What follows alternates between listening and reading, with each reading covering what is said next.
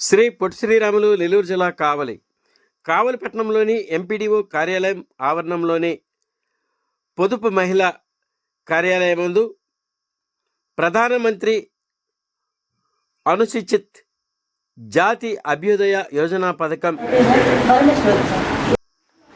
PM Ajay ఉన్నతి రుణాల పంపిణీ కార్యక్రమంను పొదుపు మహిళా కార్యాలయం ముందు నిర్వహించారు. పై కార్యక్రమమునకు ముఖ్య అతిథులుగా కావలి ఎమ్మెల్యే శ్రీ దగ్గుమాటి వెంకటకృష్ణారెడ్డి పాల్గొని పొదుపు మహిళలు జీవనోపాధి కోసం ఆర్థిక ఎదుగుదలకు ఎస్సీ కార్పొరేషన్ సౌజన్యంతో ప్రధానమంత్రి అజయ్ ప్రోగ్రాం కింద 20 మంది పొదుపు మహిళలకు వివిధ వృత్తులలో వ్యాపారాలు చేసుకున్నట్టుకు ప్రతి ఒక్క మహిళకు 50,000 రూపాయలు సబ్సిడీ ఇస్తూ 40,000 రూపాయలు డిఆర్డిఏ లోన్లు వడ్డీ లేని రుణాలను మంజూరు చేస్తున్నట్లు కావలి ఎమ్మెల్యే శ్రీ దగ్గుమాటి వెంకటకృష్ణారెడ్డి సభలో తెలిపారు.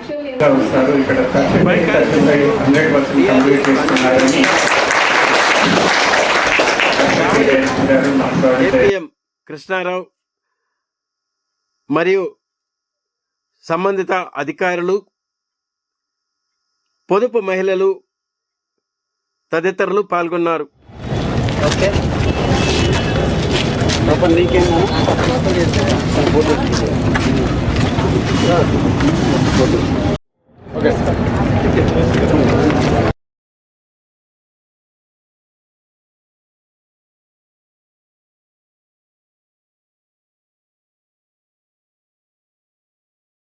నమస్కారాలు.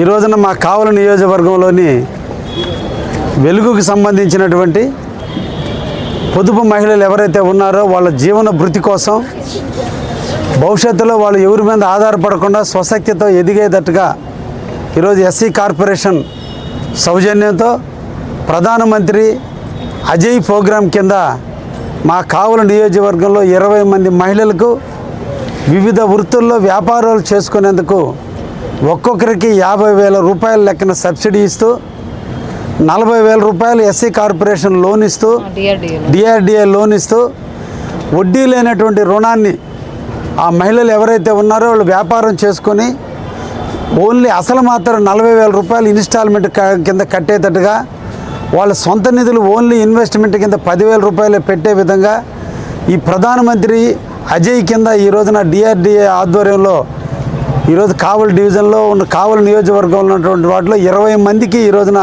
అందించడం జరిగింది. అందులో ఫోటో స్టూడియో కానీ అదేవిధంగా ఆటో కూడా ఒక మహిళ కొనుక్కుంది. ప్రతి ఒక్కరిని అభినందిస్తున్నా.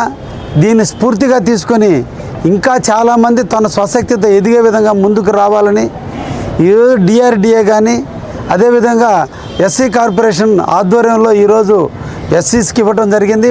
భవిష్యత్తులో కూడా బీసీ కార్పొరేషన్ నుంచి కానీ ఐటీడీఓ నుంచి కూడా ఇటువంటి లోన్లు ఇచ్చి డిఆర్డిఏ ద్వారా మిగతా వాళ్ళందరూ కూడా ప్రోత్సహిస్తారనేటువంటి ఆలోచనతో తప్పకుండా ఈ ప్రభుత్వం ఉందని కూడా తెలియజేస్తున్నా.